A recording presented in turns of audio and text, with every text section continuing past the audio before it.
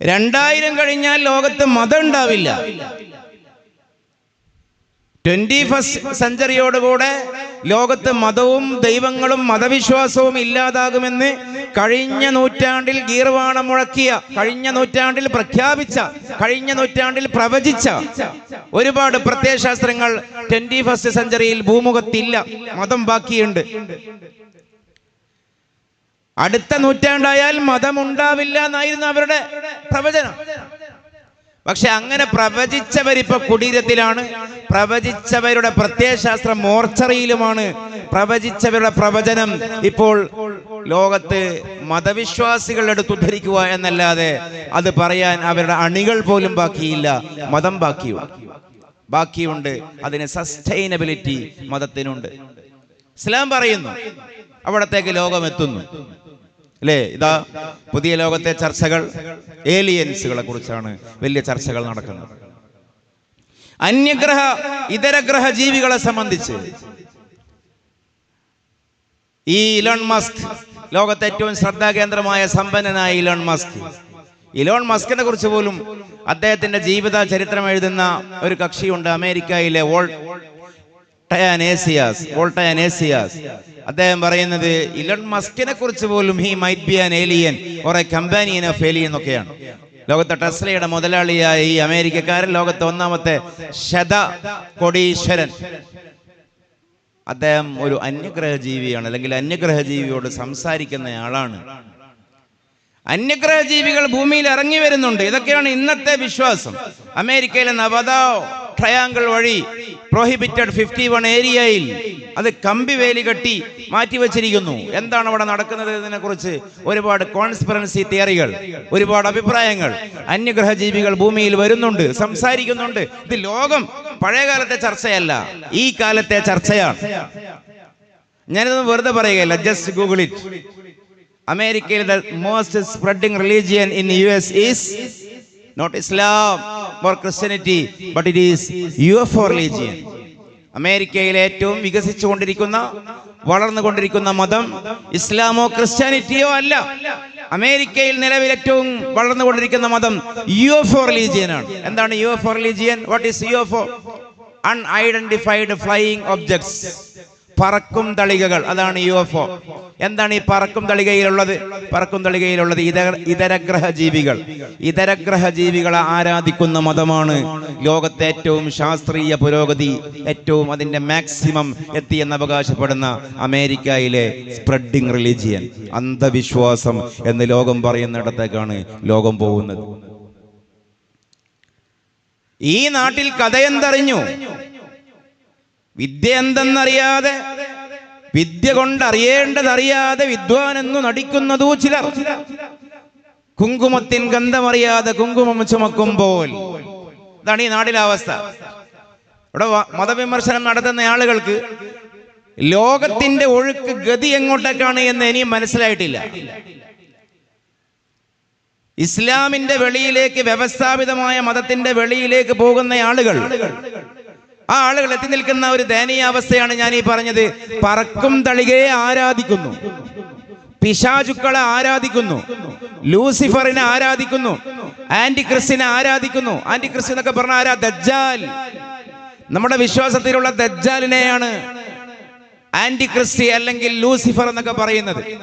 ലോകത്തിൽ നിന്ന് വളർന്നു വരുന്ന ഒരു മതം പോലും ലൂസിഫർ ആരാധനയാണ്, ആന്റിക്രിസ്റ്റി ആരാധനയാണ്.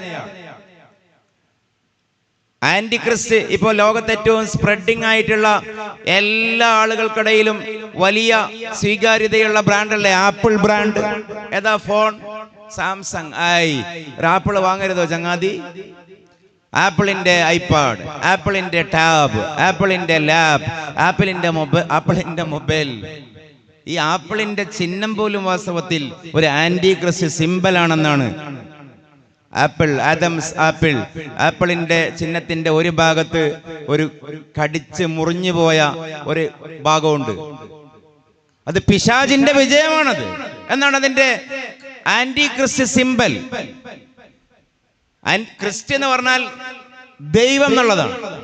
ആന്റിക്രിസ്റ്റ് ദൈവവിരുദ്ധമായ ദജ്ജാലിന്റെ ലൂസിഫർ ശക്തി. അപ്പൊ ഒന്നാമത്തെ മനുഷ്യനായ ആദം അലൈഹിസ്സലാമിനെയും പത്നിയായ ഹവ്വ ബീവിയെയും ദുസ്വാധീനിച്ചുകൊണ്ട് പിശാച് വിലക്കപ്പെട്ട ആപ്പിൾ ഭക്ഷിപ്പിച്ചു. അപ്പൊ ആപ്പിളിന്റെ ഒരു കഷ്ണം ഇവരുടെ വായയിൽ തൊള്ളയിലായി. അപ്പൊ പിടിച്ചിട്ട് ജിബ്രീൽ അലൈഹിസ്സലാം അവരെ കൊണ്ടത് പുറത്തേക്ക് തുപ്പിപ്പിച്ചു. അപ്പൊ പിടിച്ചത് കൊണ്ടാണ് ഇവിടെ ഈ എല്ലിലൊരു ഒരു ഒരു ഒരു തടിപ്പുള്ളത്. അതിനാണ് ഇംഗ്ലീഷിൽ ആദംസ് ആപ്പിൾ എന്നാണ് പറയാ, ഈ ഹമ്പിന്. അപ്പോ ആ ആപ്പിളിൽ ഒരു കഷ്ണം കടിച്ചു പോയിട്ടുണ്ട്. ആ കഷ്ണമാണ് ഈ ആപ്പിൾ ഫോണിലും ആപ്പിൾ ടാബിലും ഒക്കെ ആപ്പിളിന്റെ സിമ്പിളായി വരുന്ന ആപ്പിളിൽ ഒരു കഷ്ണം കാണാനില്ല. അപ്പൊ ഈ ആപ്പിളിന്റെ ചിഹ്നം പോലും വാസ്തവത്തിൽ ദജ്ജാലിന്റെ വിജയമാണെന്നാണ് അതേക്കുറിച്ചുള്ള വിശദീകരണങ്ങളും പഠനങ്ങളും പറയുന്നത്. ആന്റി ക്രിസ്റ്റിന്റെ വിജയം. അപ്പൊ ഇങ്ങനെ ദജ്ജാൽ ആരാധനയാണ് ലോകത്തെ വൻ ബ്രാൻഡഡ് കമ്പനികൾ പോലും, മെസോണിസം എന്നും ഫ്രീ മെസോണിസം ഒക്കെ പറയുന്ന അത്തരം ഇലുമിനേറ്റി തത്വങ്ങൾ, അതിനെയൊന്നും കണ്ണടച്ചുകൊണ്ട് ഇതൊക്കെ നിഗൂഢ സിദ്ധാന്തമാണ് എന്ന് പറഞ്ഞ് ഒറ്റയടിക്ക് തള്ളുന്ന ആളുകളുണ്ട്. തള്ളാനൊക്കെ ആർക്കും സാധിക്കും, പഠിക്കാനാണ് പണി, അല്ലേ? തള്ളാൻ ഒരു പണിയുമില്ല, just a click, that is fake. പണി കഴിഞ്ഞു.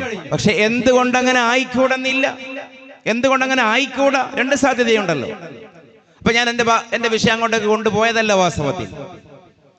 ഇനി മറ്റൊരു വിഷയം പോയത് ഭരണഘടന അനുസരിച്ച് കൊണ്ട് ജീവിക്കാം എന്ന് പറയുന്ന ഒരു ആർഗ്യുമെന്റ് ചർച്ച ചെയ്തപ്പോഴാണ്. ഒരു ഭാഗം കൂടി പറഞ്ഞുകൊണ്ട് ഞാൻ അവസാനിപ്പിക്കുന്നു. നിങ്ങൾക്ക് വേണമെങ്കിൽ ഇടപെടാം. ഇതിന്റെ ഉസ്താദുമാരെന്താണ് സമയം അനുസരിച്ച് കൊണ്ട് തീരുമാനമെടുക്കും. മൂന്നാമത്തെ അവരെ ന്യായം എന്താണ്? മൂന്നാമത്തെ അവരെ ന്യായം, സമ്മതം ഉള്ളതൊക്കെ ശരിയാണ്, സമ്മതം ഇല്ലെങ്കിലാണ് തെറ്റ്. കൺസെന്റ് തിയറി എന്ന് പറയും. ഇപ്പൊ രണ്ടുപേര്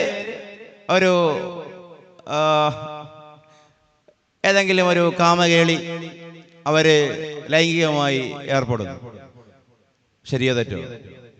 ഇത്ര പരിഗണനയുള്ളൂ. മ്യൂച്വൽ കൺസെന്റ് ഉണ്ടോ, ഉഭയകക്ഷി സമ്മതം ഉണ്ടോ? ശരി. സമ്മതമില്ല, തെറ്റ്. രക്ഷിതാവ് വിവാഹം ചെയ്യിപ്പിച്ചു. ശരിയോ തെറ്റോ? സമ്മതം ഉണ്ടെങ്കിൽ ശരി, സമ്മതം ഇല്ലെങ്കിൽ തെറ്റ്. അതിമനോഹരമായ ഒരു ആർഗ്യുമെന്റാണ്. പക്ഷെ അവിടെയും പ്രശ്നമുണ്ട്. സമ്മതം എന്ന് പറയുന്നതിന് കൺസെന്റ് ഏത് കാലത്തും ഏത് പ്രായത്തിലുമുള്ള കൺസെന്റിനാണ് പരിഗണന കൊടുക്കുക. ഇപ്പോൾ ഏജ് ഓഫ് കൺസെന്റ് എന്ന് പറയുന്നൊരു പ്രായപരിധി നിയമപരമായി എല്ലാ രാജ്യത്തും ഉണ്ട്. ഇപ്പൊ ഇന്ത്യയിലൊക്കെ ഏജ് ഓഫ് കൺസെന്റ് 18ആണ്. 18 വയസ്സിന് മുകളിലുള്ളവർ ഉഭയകക്ഷി സമ്മതത്തോടെ ചെയ്യുകയാണെങ്കിൽ തെറ്റല്ല. അതല്ല ഇന്ത്യയുടെ നിയമം. അപ്പൊ ഇന്ത്യയിൽ ഏജ് ഓഫ് കൺസെന്റ് 18. ഇന്ത്യയിൽ മാത്രമല്ല, കോമൺവെൽത്ത് രാജ്യങ്ങളിലൊക്കെ ഏകദേശം 18ആണ്. ബ്രിട്ടീഷുകാർ ഭരിച്ചൊഴിവാക്കി പോയ രാജ്യങ്ങൾ അവിടെയൊക്കെ 18ആണ്. പക്ഷേ 18 തന്നെയല്ലല്ലോ എല്ലാ രാജ്യത്തും. ഇപ്പൊ ചൈനയിലൊക്കെ 12ആണ്, ഫിലിപ്പൈൻസിൽ 13ആണ്. ആ ഏരിയ ഫിലിപ്പൈൻസ്, തായ്വാൻ, തായ്ലാന്റ്, ദക്ഷിണ കൊറിയ, ഉത്തര കൊറിയ, ദക്ഷിണേഷ്യ രാജ്യങ്ങളിലൊക്കെ 12, 13 age of consent. GCC Arab രാജ്യങ്ങളിലേക്ക് പോയാൽ 20ആണ് ഏജ് ഓഫ് കൺസെന്റ്. അതിൽ തന്നെ ബഹ്റൈനിൽ ലാസ്റ്റ് നോക്കിയപ്പോൾ 21ആണ്. യൂറോപ്പിൽ 16ആണ്. അമേരിക്കയിൽ 17ആണ്. അപ്പൊ ഇപ്പോ ഒരു ആഗോളാടിസ്ഥാനത്തിലൊരു ഇസ്ലാം ആഗോള മതമാണ്. ആഗോളാടിസ്ഥാനത്തിലൊരു നിയമമായിരിക്കും. അതേസമയം നോക്കൂ, ഈ പറയുന്ന സ്വതന്ത്ര നാസ്തിക ചിന്തയനുസരിച്ചുകൊണ്ട് ഏത് പ്രായത്തിലുള്ള സമ്മതമാണ് പരിഗണിക്കുക, മാനദണ്ഡമാക്കുക എന്ന് ചോദിച്ചാൽ ഏത് പ്രായമാണ് പരിഗണിക്കുക? ഇപ്പൊ ലോകത്തെ നിയന്ത്രിക്കുന്നത് അമേരിക്കയാണെന്ന് മനസ്സിലാക്കിയാൽ 16ആണ്. ഇനി അമേരിക്കയേക്കാൾ വലിയ ശക്തിയായ ചൈന വരുന്നു എന്ന് പറഞ്ഞാൽ 13ലേക്ക് താഴേണ്ടി വരും.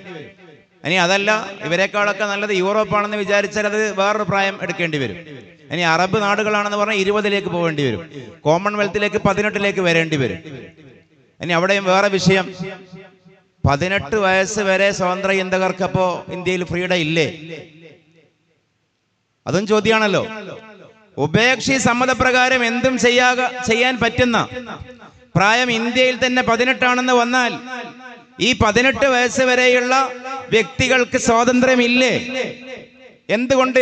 ഏത് പരിഗണന അനുസരിച്ചുകൊണ്ടാണ് ഈ നിരീശ്വരവാദികളും എന്ന് പറയുന്ന സ്വതന്ത്ര ചിന്തകരും മറ്റും 18 എന്ന് പറയുന്ന ഏജ് ഓഫ് കൺസെന്റിനെ ആത്യന്തികമായ ഒരു മാനകപ്രായമായി സ്വീകരിക്കുന്നത്? മനസ്സിലായില്ല. ഒരു വ്യക്തിക്ക് ചെറുപ്പം മുതലേ ഇച്ഛകളുണ്ട്, അവരുടേതായ താല്പര്യങ്ങളുണ്ട്. അവരുടെ താല്പര്യങ്ങൾ ഏത് മാനദണ്ഡ പ്രകാരം സ്വീകരിക്കുന്നില്ല. ഇപ്പോ കോവിഡ് കൊണ്ടുപോകുവാൻ കുട്ടികളെ നമ്മൾ നിർബന്ധിപ്പിക്കുമ്പോൾ കുട്ടികൾ കരയും, അവർക്ക് വേണ്ട.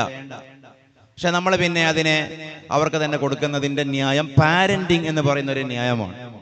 കാരണം കുട്ടികൾക്കറിയാത്തത് രക്ഷിതാക്കൾക്കറിയാം.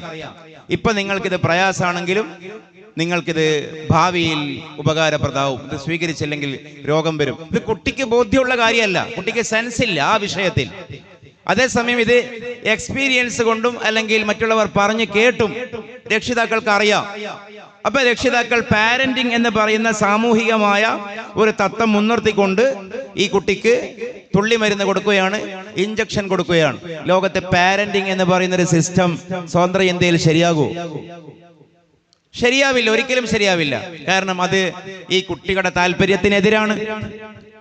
3-ാം വയസ്സിൽ പ്രീ സ്കൂൾ, 4-ാം വയസ്സിൽ LKG, 5-ൽ UKG, 6-ൽ ഫസ്റ്റ് ക്ലാസ്, 1-ാം ക്ലാസ്, പിന്നീട് 10-ാം ക്ലാസ് വരെ, അത് കഴിഞ്ഞാൽ +2, പിന്നീട് ഡിഗ്രി, പിന്നീട് PG, പിന്നീട് തുടർ പഠനം. ഇതൊരു കരിയറിസത്തിന്റെ അല്ലെങ്കിൽ ഇതൊരു ജീവിത രീതിയായി സമൂഹത്തിന്റെ മേൽ അടിച്ചേൽപ്പിക്കുന്നു. എന്ത് പിൻബലമാണ് മനുഷ്യന്റെ സ്വാതന്ത്ര്യവുമായിട്ട് അതിനുള്ളത്? അപ്പൊ നമ്മൾ ഗൗരവത്തിൽ ആലോചിച്ചാൽ ഈ പറയുന്ന ആധുനിക സിദ്ധാന്തങ്ങളൊക്കെ മനുഷ്യന്റെ സ്വാതന്ത്ര്യത്തിനെതിരാണെന്ന് വരും. അപ്പോൾ പിന്നെ ഈ ഏജ് ഓഫ് കൺസെന്റ് എന്ന് പറയുന്ന ആ പരിഗണന തന്നെ ശരിയല്ല എന്ന് വരും. മനുഷ്യന്റെ ബുദ്ധിപരമായ പ്രായപൂർത്തി ന്യൂറോ സയൻസിന്റെ ആർഗ്യുമെന്റ് പ്രകാരം 26-നും 40 വയസ്സിനും ഇടയിലാണ്. മനുഷ്യന് 2 തരം പ്രായപൂർത്തിയാണ് ഉണ്ടാവുക. ഒന്ന് മെറ്റബോളിക് പ്യൂബർട്ടി, ബുലൂഗ് എന്ന് നമ്മൾ പറയുന്ന, പെൺകുട്ടികൾക്ക് ആർത്തവം, ആൺകുട്ടികൾക്ക് ഇന്ദ്രിയസ്കൽ എന്ന് പറയുന്നത് മെറ്റബോളിക് പ്യൂബർട്ടിയാണ്, ശരീരത്തിന്റെ പ്രായപൂർത്തി. അതേപോലെ മറ്റൊരു പ്രായപൂർത്തി കൂടിയുണ്ട്, ഇന്റലക്ച്വൽ പ്യൂബർട്ടി, ബുദ്ധിപരമായ പ്രായപൂർത്തി. മനുഷ്യന്റെ ചിന്തയെ, വിചാരങ്ങളെ പ്രോത്സാഹിപ്പിക്കുന്ന മനുഷ്യന്റെ തലച്ചോറിലെ ന്യൂറോൺസ്, അതിന്റെ കോട്ടക്സ് മുൻഭാഗം, അതിന്റെ പൂർണ്ണത എത്തുന്നത് 26 to 40. സാറ ആർഡൻ, ലേറ്റസ്റ്റ് ആയ അമേരിക്കക്കാരി ന്യൂറോ സയന്റിസ്റ്റ്, ഇവിടെ പഠനം 40 വയസ്സിലാണ് ബുദ്ധിപരമായ പ്രായപൂർത്തി. അബ്ദുള്ളയുടെ പുത്രനായ മുഹമ്മദ് റസൂലുള്ളയാകുന്നത് 40-ലാണ് സ്വല്ലല്ലാഹു അലൈഹി വസല്ലം. ഇന്റലക്ച്വൽ പ്യൂബർട്ടി അതിന്റെ പെർഫെക്ഷനിൽ എത്തുന്ന കാലമെന്ന് ഒരുപക്ഷെ സയൻസ് കൊണ്ട് പറയാൻ കഴിയും. അപ്പൊ അതാണ് അതിന്റെ ഒരവസ്ഥ. ഞാൻ ഇനിയും ദീർഘിപ്പിക്കുകയല്ല. നമ്മൾ പുറമേ നിന്ന് നോക്കുമ്പോൾ അതിമനോഹരമാണ് ഇവരുടെ വാദകൾ എന്ന് തോന്നുമെങ്കിലും ഉള്ളിലേക്ക് ചെന്നാൽ അത് മനുഷ്യത്വ വിരുദ്ധമാണ്. അത് വിഡ്ഢിത്തമാണെന്നല്ല, അത് മനുഷ്യത്വ വിരുദ്ധമാണെന്ന് മനസ്സിലാക്കാൻ കഴിയും. പിന്നെ നമ്മുടെ വിശ്വാസത്തെക്കുറിച്ച് നമുക്കൊരു ആത്മവിശ്വാസം ഉണ്ടാവുക എന്നുള്ളത് വളരെ നിർബന്ധമാണ്. നമ്മുടെ വിശ്വാസം സൂഫി മൻഹജിൽ നിന്നുകൊണ്ടാണ് നാം ഇസ്ലാമിനെ അവതരിപ്പിക്കേണ്ടത്, ഇസ്ലാമിനെ പറയേണ്ടത്. ഇവിടെയുള്ള നബീനാശയക്കാർ ഉണ്ടാക്കി തന്ന മൻഹജിലല്ല നാം ഇസ്ലാമിനെ പരിചയപ്പെടുത്തേണ്ടത്. നമ്മുടെ വഴി സൂഫി വഴിയാണ്. ഞാനത് വെറുതെ പറയുകയില്ല. എക്സാമ്പിൾ, ഇപ്പൊ നിരീശ്വരവാദികളുമായി സംസാരിക്കുമ്പോൾ ജനറൽ ഇസ്ലാമിന്റെ ഒരു കാഴ്ചപ്പാടും സൂഫി കാഴ്ചപ്പാടും തമ്മിൽ, സൂഫി കാഴ്ചപ്പാടിന്റെ ഒരു പ്രസക്തി. ഇപ്പോ നമുക്ക് ഇതെടുക്കാം, സ്വർഗം, ഇസ്ലാമിലെ സ്വർഗം. ഇവിടെയുള്ള എക്സ് മുസ്ലിംസും നിരീശ്വരവാദികൾ എപ്പോഴും പരിഹസിക്കുന്ന ഒരു വിഷയമാണ്. എന്താണ്? പാലിന്റെ പുഴ, തേനിന്റെ പുഴ, എല്ലാ ഭാഗത്തും സ്ത്രീകൾ, ഒരു സഭയിൽ പറയാൻ പറ്റാത്തതാണല്ലോ നിങ്ങളുടെ സ്വർഗം. പക്ഷേ സ്വർഗം എന്ന് പറഞ്ഞാൽ സൂഫികൾക്ക് എന്താണ്? ജെറുസലേമിന്റെ തെരുവിലൂടെ ഒരു കയ്യിൽ റാന്തലും മറുകൈയിൽ ഒരു കൊട്ട വെള്ളവുമായി നടക്കുകയാണ് റാബിയ അദവിയ റളിയല്ലാഹു അൻഹ. ചോദിച്ചു, എന്തേ പെണ്ണെ നിങ്ങൾക്ക് പറ്റി? എന്തിനാണ് ഈ കയ്യിൽ റാന്തലും പച്ചവെള്ളവും?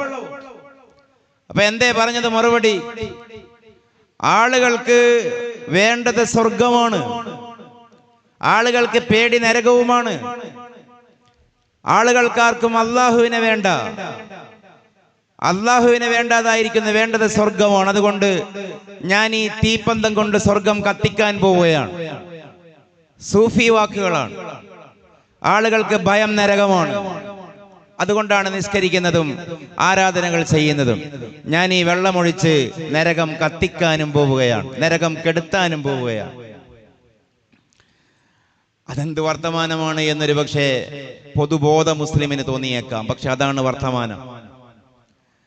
ഈ റാബിയോട് ചോദിച്ചു, ജെറുസലേമിലെ രാജാവ് 3 തവണ വിവാഹാഭ്യർത്ഥന, ഞാൻ വിവാഹം ചെയ്തോട്ടെ.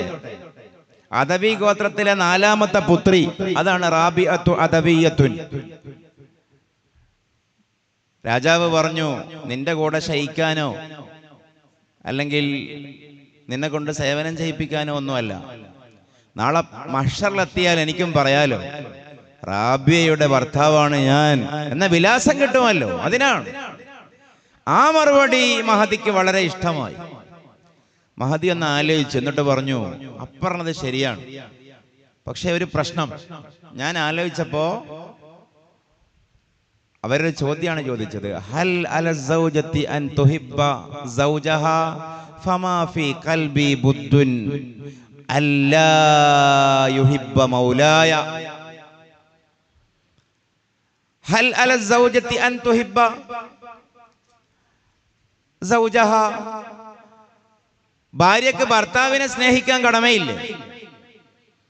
കല്യാണം കഴിഞ്ഞാൽ മനസ്സ് തരണല്ലോ. ശരീരം നിങ്ങൾക്ക് വേണ്ട, ഓക്കെ, എന്റെ സേവനവും വേണ്ട, ഓക്കെ, പക്ഷെ മനസ്സ് തരണല്ലോ.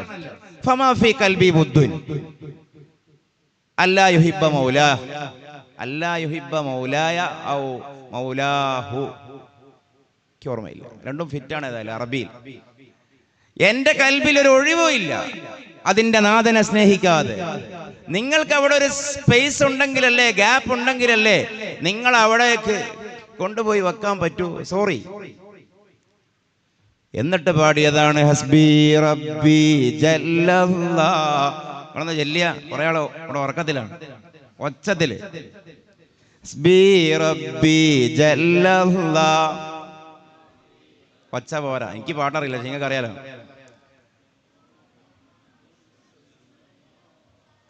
ഏതോ ഒരു കുട്ടി നല്ലോണം പാടണം. ഇല്ലല്ലാ, എനിക്ക് അല്ലാഹു മതി. അല്ലാഹു ആണ് വാസ്തവത്തിൽ സ്വർഗം എന്ന് നമ്മൾ പറയേണ്ടതല്ലേ? അതല്ലേ ശരിക്കും സ്വർഗം? ജസാഉഹും ഇൻദ റബ്ബിഹിം ജന്നാത്തു അദ്നിൻ തജ്രി മിൻ തഹ്തിഹൽ അൻഹാർ ഖാലിദീന ഫീഹാ റളിയല്ലാഹു അൻഹും വറളു അൻ ദാലിക ലിമൻ ഖശിയ റബ്ബ. ജസാഉഹും ഇൻദ റബ്ബിഹിം. ഇന്ദിയത്താണ് പ്രധാനം, മഅയ്യത്തുള്ളയാണ് പ്രധാനം.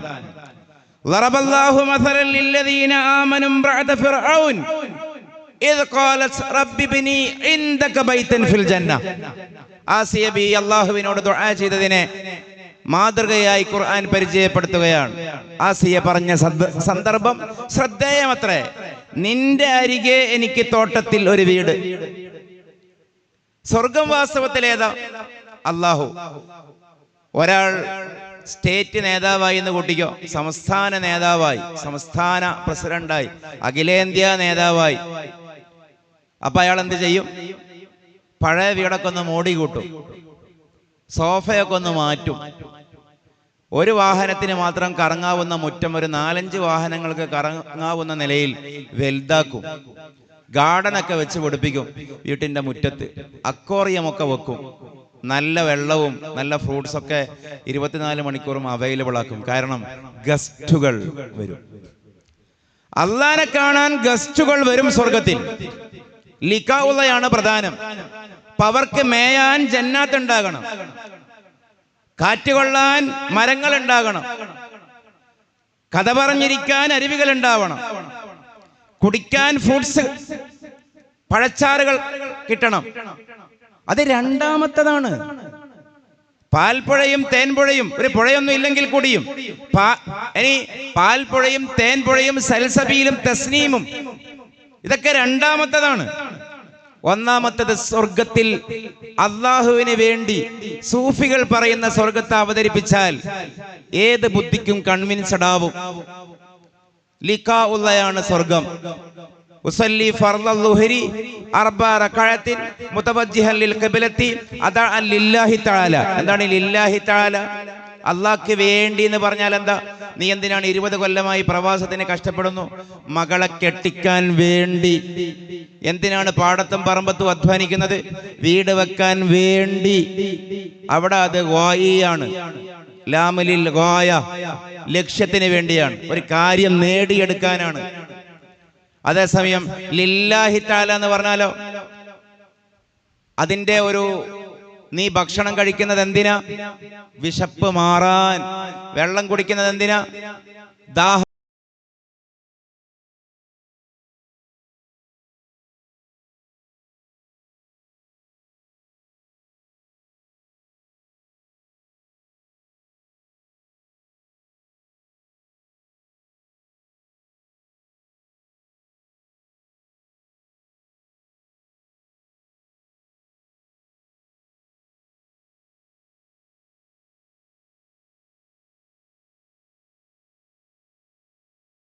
ത്തിയതിനു ശേഷം അള്ളാഹുവിനെ കണ്ടുകൊണ്ടിരിക്കെ